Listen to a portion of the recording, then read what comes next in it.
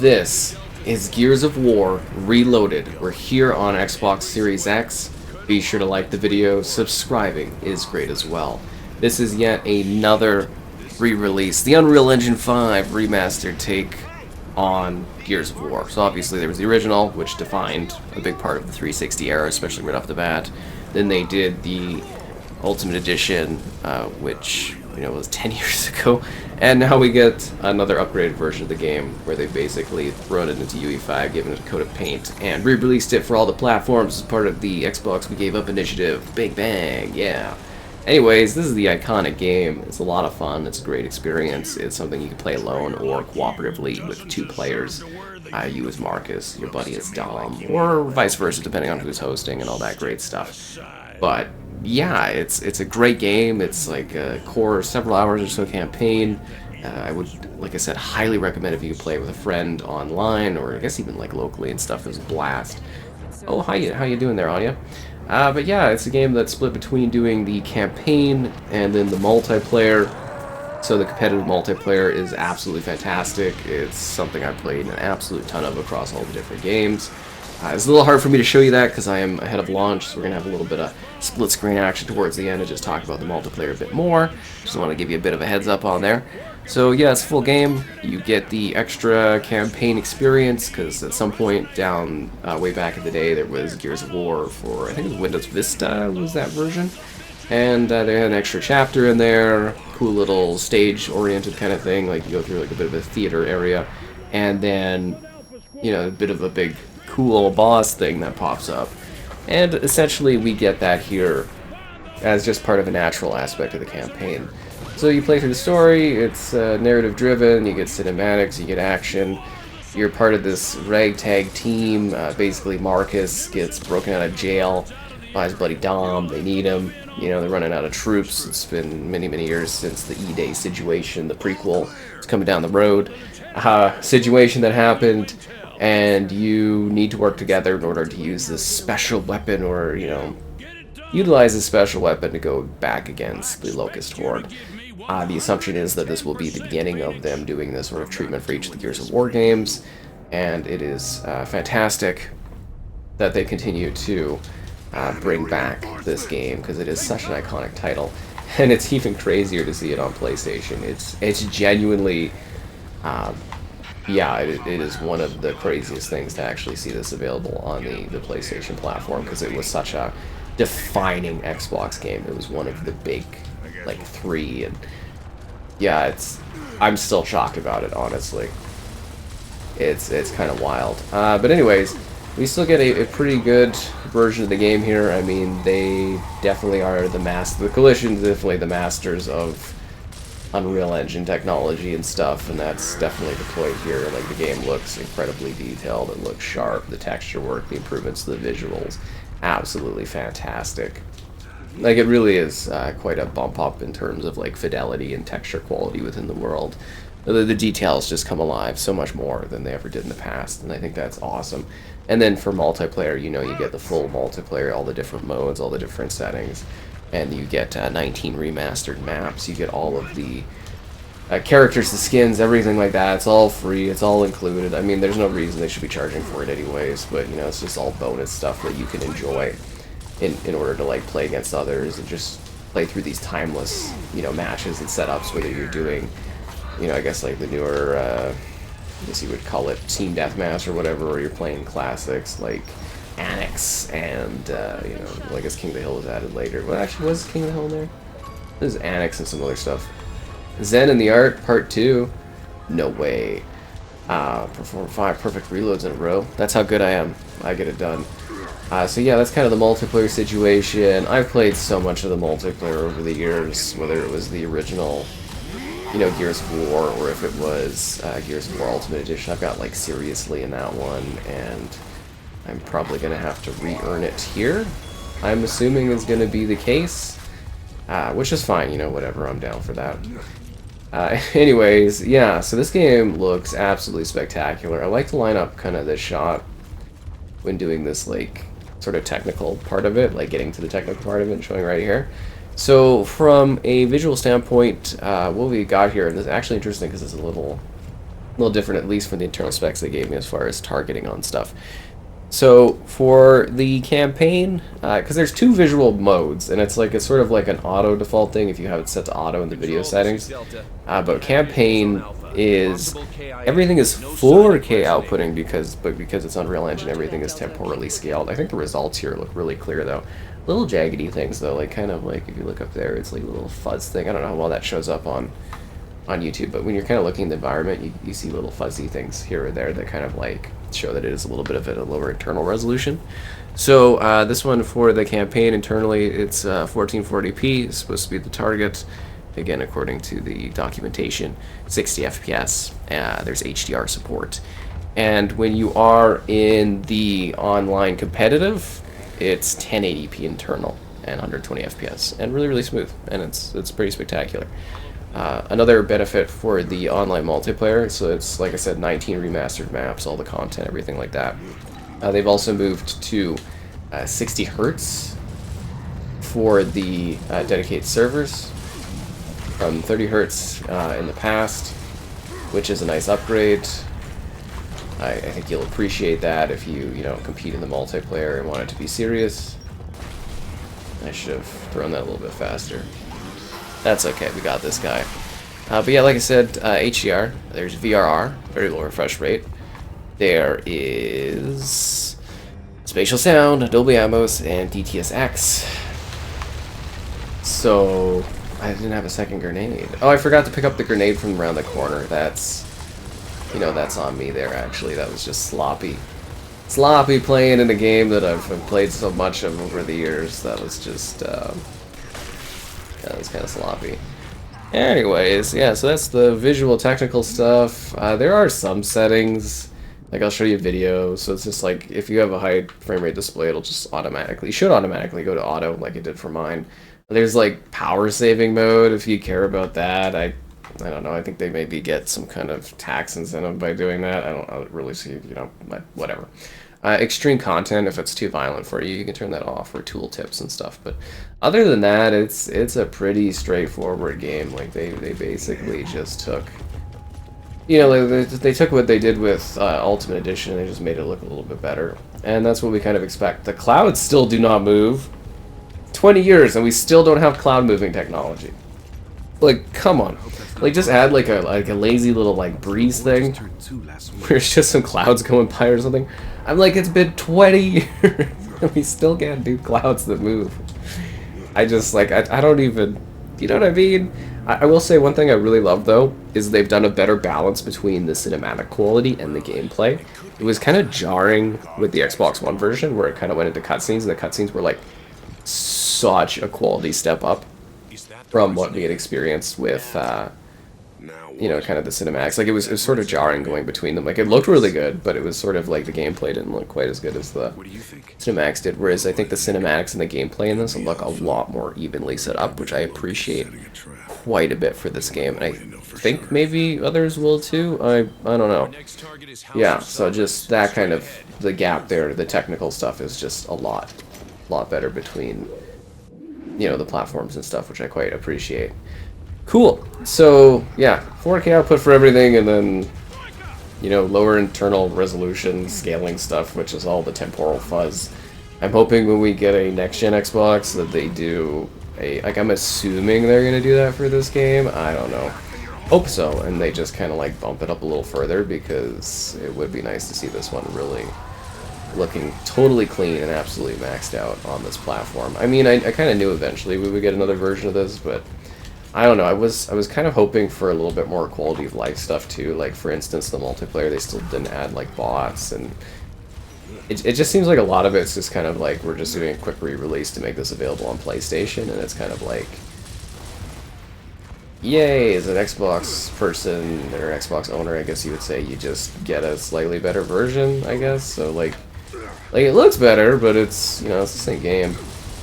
And I don't know why I would expect it to be any better, but it does seem like they did some improvements where they could, but it was also a bit of a bare minimum kind of thing also, to a degree, which you may have different opinions of or whatever, which is totally fair.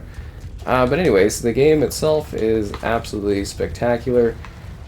This is, an emotional experience with really well done characters and development and moments as you work as this team, this Delta Squad. You've got Marcus and Dom as this like duo, and you're joined by a couple iconic characters that you slowly meet over the course of the story. I messed up again here. This actually drives me crazy. Sorry, like I was gonna do it properly, and I'm missing one more frag grenade. Maybe I'll do it properly when I get to the Series S version of this. It's driving me nuts because I know there's an achievement for like doing this properly, where you're supposed to destroy all the grub holes in a quick succession for an achievement, and it's like I just keep messing up on it. It's like everything's the same here. It's like I've just jumped 10 years of my life. That's weird, right? Because it's like, yeah, okay, played the original. It's what actually made me buy a 360 was the original, like this game back in the day, 20 years ago. 20 years.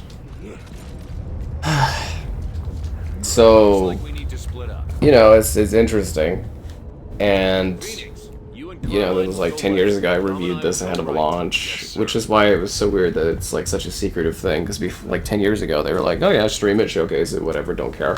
And then 10 years later they're like, secretive, and it's like, it's a 20-year-old game, you're not, anyways, it's just silly. Yeah, just kind of silly. I don't understand the logic on it. But they make the rules. Just happy to cover stuff, honestly. Especially since I get to do this, and I'm sure in 10 more years I'll be back doing this again. And is there wine in the toilet? I don't know if that was originally there. That's kind of funny. And it's like, it improves every time, and it looks better every time, but it is kind of like, I don't know, diminishing returns to some degree. It's also kind of funny as well, because, like, I don't know how to describe it, but it's sort of, the look of this game is kind of exactly how the game looked to me when I was young, if that makes sense, younger. It's kind of like, yeah, this, to me, visually, how the game looks now is just how my mind, like, perceived the game 20 years ago. And it's just, like, utterly fascinating to, be here so many years on and seeing another iteration of it. And I'm pretty confident, like, this is, like, one of the big Xbox games. I'm sure we'll see this again in another 10 years. And it'll look even better and even more intense, and I'll be like, wow, but it's like, it's still that game, it's still that setup. And as I said, like, really do, genuinely, if you can, play this with a pal.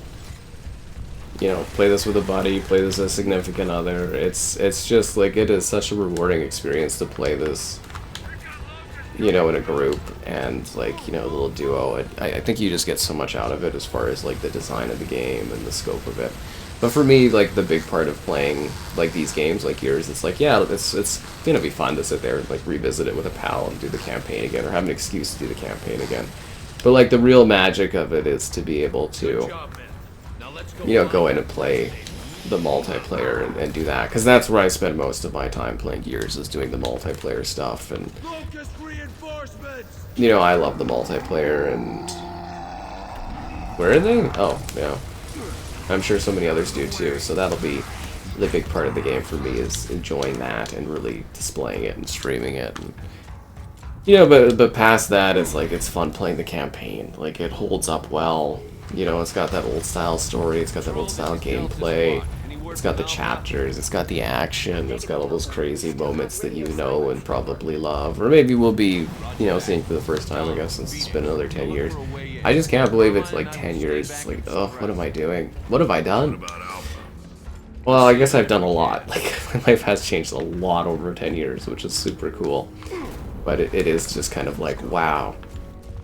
Oh, the House of Sovereigns. This is a majestic spot. Carmine! Buddy, keep your head down! But yeah, no, the campaign's really well done. Lots of good moments, lots of crazy action, good cinematics, cool character development. Why did that look really good and then really bad all of a sudden? Anyways. And then... what else is there? There's a great main villain. There's collectibles. So you can collect the cog tags. which are the same as they used to be. You can unlock little comics to enjoy. I mean, I don't know how many people care about that stuff, but you know, it's in here. Yeah, it's quite neat. I don't know. I think you should definitely dive in and play this game if you haven't, and if you are revisiting it. I guess it's mostly just how, like, fresh in your mind is. Like, this is always going to be good to sit here and play multiplayer for. Like, I think the multiplayer alone is, like, worth the admission element of, like, coming and playing this. But, like, campaign-wise, it really comes down to how fresh this experience is for you, because I'm sitting here and I'm just kind of like, yeah. I don't know if it's been 10 years since I last played this, but it's, like, it's still really quite fresh in my mind. But you know, it's iconic, right? The creepy glowing wretches, the underground intensity, the Locust coming through. You know, I say underground intensity where it's like if you've played the part with the whole... You know what I'm talking about. If you've played Gears, you know exactly what I'm talking about. But yeah, good selection of weapons, tools, a little bit of Hammer of Dawn action. Where is the Gnasher? There's the Hammer Burst. Where's that guy's Gnasher? I want the Gnasher. That's the shotgun. Yeah, in case you were kind of wondering how that all works. So, anyways, yeah, the Gnasher's the shotgun. It's kind of like the main weapon of this sort of thing. Did we kill everybody? Everybody's dead? I don't know. But it looks great. It really does, like, you know, visually. Just gonna skip this cinematic, though, because it's a little spoilerish. And, we're just gonna keep playing and stuff, and, you know, take out these guys and have some good fun with it. I don't know. Like, this game's really good. Like, jump in, play it, experience it, revisit it. It's a blast. There's different difficulties. You know, insane, it actually gets pretty hard. Like I said, it's like a several-hour campaign or whatever, and it feels good to play. It's exciting. It's got good challenge to it. It's got neat setups, and it sets it up really well for what becomes, you know, a trilogy and then a saga. And it'll be really exciting to see the prequel set up into this, and it'll be really exciting to, you know, hopefully eventually get the, like, conclusion of the whole franchise and that down the road. And of course I'll be covering it because, you know, that's what I do. I cover the Gears games, I always have, and I've always enjoyed this franchise and what it has to offer. But let's show off the multiplayer for a little bit here. Alright, this is the multiplayer portion of the experience here. So this is where you can have the 120 hertz kicking and have the lower resolution but the higher frame rate. Yeah, they brought back the 19 original maps, including like all the DLC stuff, all the fun stuff. Touched up, remastered. Oh, Garden, you are looking majestic. I love Garden. Garden never gets talked about. It's a beautiful map, and it's a very, very cool level. I remember sitting there doing endless battles of Warzone and just kind of like Hammer of Dawning people. I was pretty good with the Hammer of Dawn. I could kill whole teams with it. Yeah, it's a little bit of the vibration of the controller down there. Anyways, the multiplayer's fantastic. You get everything from, like, you know, the team deathmatch, which is not an original stuff. There's Blitz. We've got King of the Hill Annex, all that fun stuff. Competitive, more casual matches. They did not add bots. Again, somehow they've not had the technology to add bots. I don't get it. Like I said, it feels like sometimes some of the stuff here was like a little lazily done, like just kind of a quick thing to get it available for PlayStation, and that's just something that's like a quality of life improvement that they really, really should have added, because the multiplayer in this is just going to die out again. Like, it's going to be fun to play for a bit, but the lack of bots. See, that's how we're able to play the older Gears games, is that, like, consistently we can, you know, go and play. Like, I can go play Gears 2, I can go play Gears 3 right now. There's still players, and there's still players because there's bots that can fill in spots or allow players to connect and stuff like that, so you're not sitting there frustrated waiting forever. And it's just like, yeah, it is a massive oversight to not include that kind of a thing. Honestly, like, it is, oh no! It's a choice to do that. But yeah, the multiplayer in this is absolutely fantastic. They did change it a little bit more like Gears 2 shooting, like as far as like aiming in with the Gnasher and that, which I don't love those adjustments, but they do improve, you know, quality of life improvements and stuff for combat. And I wish I could be showing you like full screen action and all that, but again, I am ahead of launch, so it is just sort of like what you get. And again, having the bot fill would be nice for that. But the multiplayer is great. It's timeless. It's a classic experience. I definitely highly recommend playing it. The whole game is absolutely amazing. It is a spectacular must-play if you missed it somehow in the past. But yes, Gears of War Reloaded